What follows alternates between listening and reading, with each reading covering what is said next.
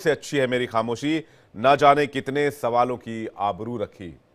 पूर्व प्रधानमंत्री मनमोहन सिंह की ये लाइनें आज भी याद की जाती है। बहरहाल अकू जी का बहुत धन्यवाद और साथ ही साथ शीतल पी सिंह जी का भी बहुत बहुत धन्यवाद हमारे साथ जुड़ने के लिए। आज अब शो में आगे बढ़ते हैं और बात करते हैं दूसरे टॉपिक की।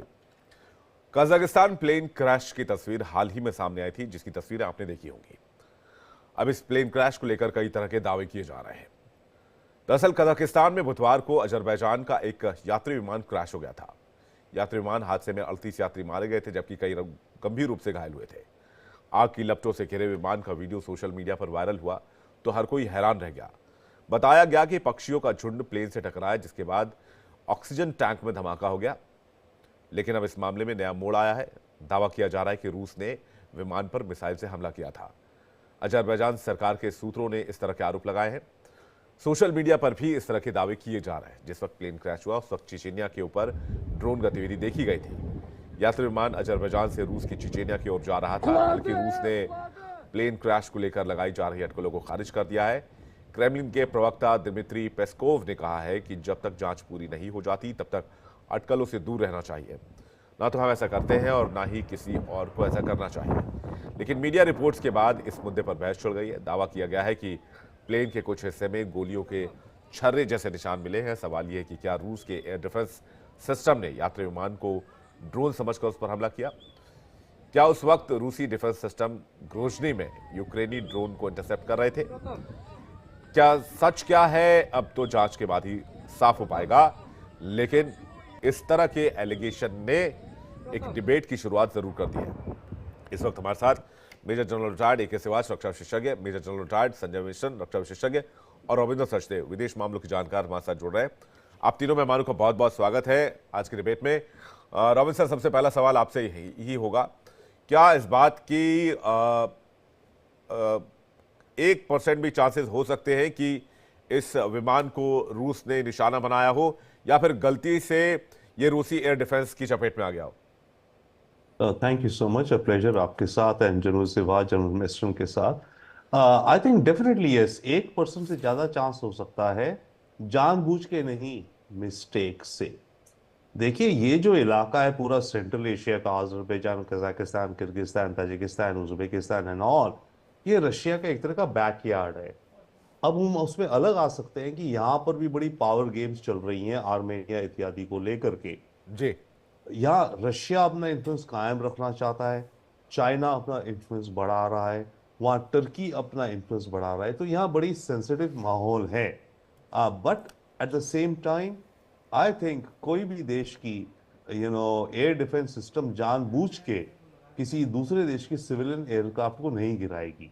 तो ये एक मिस्टेकन आइडेंटिटी का सवाल हो सकता है अगर रशियन एयर डिफेंस ने गिराया है। जी। कहा तो ये भी जा रहा है कि कोई बर्ड हिट हुई तो प्लेन डगमगा गया इत्यादि या जो भी कुछ, तो वो भी हो सकता है। बट यस, अगर है, जानबूझ के नहीं हो सकता ये मिस्टेकन आइडेंटिटी है। और मिस्टेकन आइडेंटिटी में अगर हम देखें जी। तो रशिया में इस समय यूक्रेन के डायरेक्शन से ड्रोन्स आ रहे हैं, अलग अलग डायरेक्शन से आ रहे हैं, राइट। जी। तो रशियन एयर डिफेंस ने हो सकता है मिस्टेक कर लिया हो कि कोई एक यूक्रेनियन ड्रोन नहीं, एक बड़ा बिकॉज एयरक्राफ्ट और रडार में दिख जाता है ना, ड्रोन से बड़ा फ्लाइंग ऑब्जेक्ट आ रहा है हमारी तरफ, जो कि अपने जो इसका रूट था। देखिए, जो एयरक्राफ्ट उड़ते हैं सिविलियन, इनका रूट प्लान्ड होता है, एयर ट्रैफिक कंट्रोल होता है, और देश का जो दूसरे देश को बताता है कि मेरा बिल्कुल। हमारे देश का प्लेन इस रास्ते से जाएगा। जैसे सड़कें होती है ना, ऐसे हवा में एयर रास्ते ट्रैफिक होता होते है, हैं बिल्कुल। Defined for air traffic, right. तो वो सिविलियन के लिए पता था। बट इस एयरक्राफ्ट ने शायद अपने सिविलियन डिफाइंड रास्ते से ये डिविएट हो गया। जी। अब क्यों हुआ वो एक और रीजन है, हो सकता है कोई बर्ड हिट हुई या कुछ हुआ तो वो डिविएट हो गया। और उसके बाद अगर वो डिविएट हो गया अपने सेट रास्ते से, तो रशियन एयर डिफेंस को लगा कि ये तो कोई फ्लाइंग ऑब्जेक्ट है अनआइडेंटिफाइड। जो नुकसान पहुंचा सकता है। एग्जैक्टली। जी, मैं मेजर जनरल रिटायर्ड संजय मिश्र सर के पास जा रहा हूं, उसके सिवा सर आपके पास आ रहा हूं। मिश्र सर, आपको क्या लगता है, अभी तक आपको क्या इंफॉर्मेशन इस बारे में आपने देखा या वर्ल्ड मीडिया की तरफ से आपने क्या इंफॉर्मेशन गैदर किया है? और देखिए, ये अभी जो स्टेज है, मैं तो बोलूंगा सारी पॉसिबिलिटीज एग्जिस्ट करती है। लेकिन जो मुख्य तौर पे है इसकी अगर फोटोग्राफ देखा जाए और ये जो पैलेट्स वगैरह है और जो छेद हो रखे हैं एयरक्राफ्ट की बॉडी में, जो रियर साइड बॉडी पे, मैंने भी काफी फोटोग्राफ्स का कोशिश की निकालने की, जी और मैंने एक फोटोग्राफ देखी काफी हद तक सिमिलर थी। वो भी एक फ्लॉक ऑफ बर्ड हिट था 1960 में यूनाइटेड स्टेट्स में, और वो बर्ड हिट में भी इसी प्रकार है, फ्लॉक ऑफ बर्ड हिट है, और उसमें मेरे ख्याल 60 लोग थे और वो सारे के सारे बर्बाद हो गए थे। मतलब प्लेन क्षतिग्रस्त हो गया था। तो एक वो भी पॉसिबिलिटी है। दूसरी पॉसिबिलिटी है कि जो एक अटकटालाएं लगाई जा रही है कि शायद ये Russian missile air defence system ने इसको बर्बाद किया है, वो भी एक ऑप्शन दिखता है, और उसके कारण है।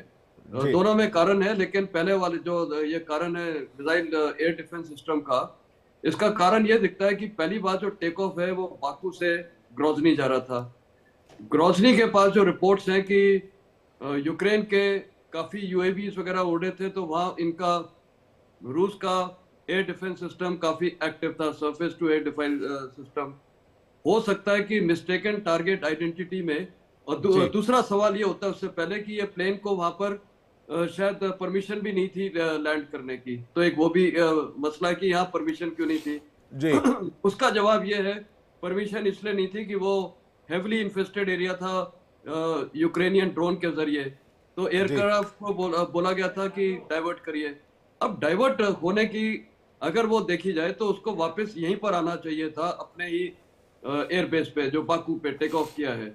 ये समझ में नहीं आता है कि वो एयरक्राफ्ट ने पूरा कैस्पियन सी पार करके दूसरी जगह क्यों गया है।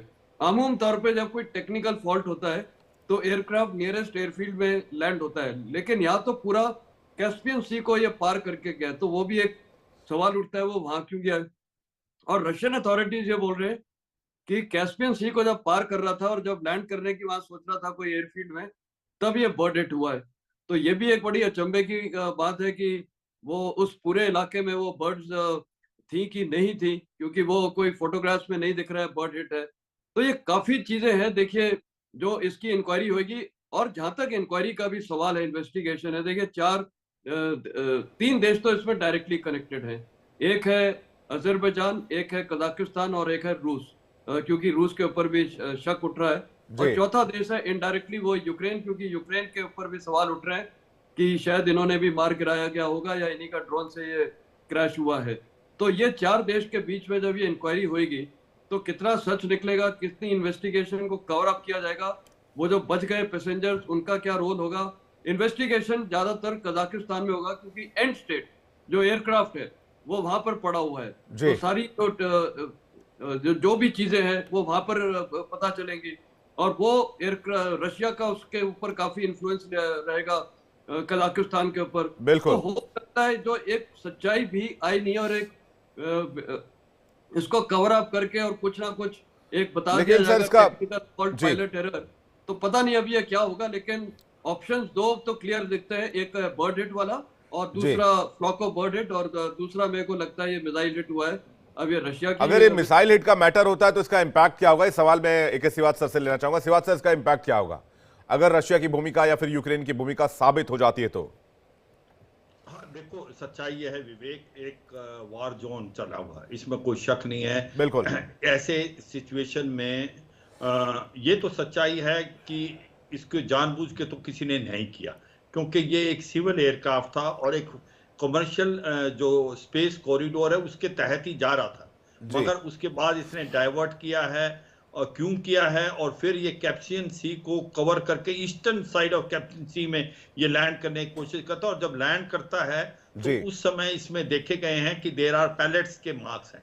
अब क्वेश्चन आता है कि इसके पैलेट्स के मार्क्स हैं, अगर ये एयर डिफेंस के ऊपर स्ट्राइक करता तो फिर तो ये ऊपर हवा में भी एयर क्रैश हो सकता था, तो इतनी इसकी कैपेबिलिटी नहीं थी कि ये लैंड करता।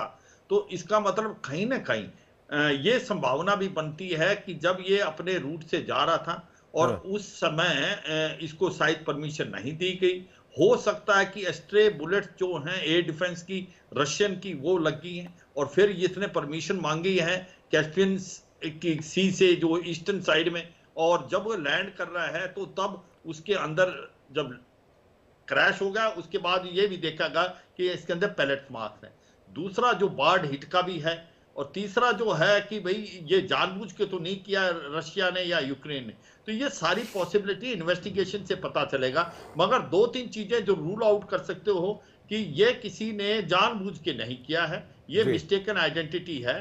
तीसरा ये भी एक अचंभे वाली बात है, जो कमर्शियल स्पेस का जो कॉरिडोर है जिसमें इसको जाना चाहिए था, वो उससे क्यों भटका, क्या परमिशन नहीं मिली? अगर भटका तो क्यों इतना वो डाइवर्ट किया अपनी इस फ्लाइट से कि वो ईस्ट की तरफ जाता है, कैप्सियन सी को क्रॉस करता है और ईस्टर्न कोस्ट पे जाता है।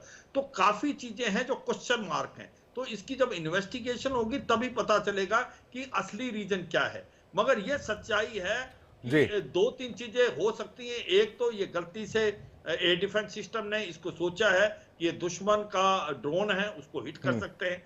दूसरा बर्ड हिट हो सकता है, और तीसरा जो है ये लगता है कि जी। स्ट्रे बुलेट, क्योंकि वो उस इलाके में जा रहा था वहां जी, पर। रॉबिंद्र सर कुछ कहना चाह रहे हैं। जी, तो मैं ठीक है यही सर। कहूंगा, मैं Vivek just let me sum up. जी सर। मैं यही कहूंगा कि ये जो भी हुआ है ये अनफॉर्चुनेट है, मगर जब ये लड़ाई इस प्रकार की होती है, ऐसी सिचुएशन, आपको मलेशिया वाला एयरक्राफ्ट भूल गए, आज बिल्कुल। तक उसका ये नहीं पता कि पहले सबको मालूम है कि वो वार जोन से गया था और वो लगता है कि वो हिट हुआ है, उसके बाद वो गायब भी हो गया, उसका ये भी नहीं पता चला आज तक MH60 का कि वो गया कहाँ। बिल्कुल।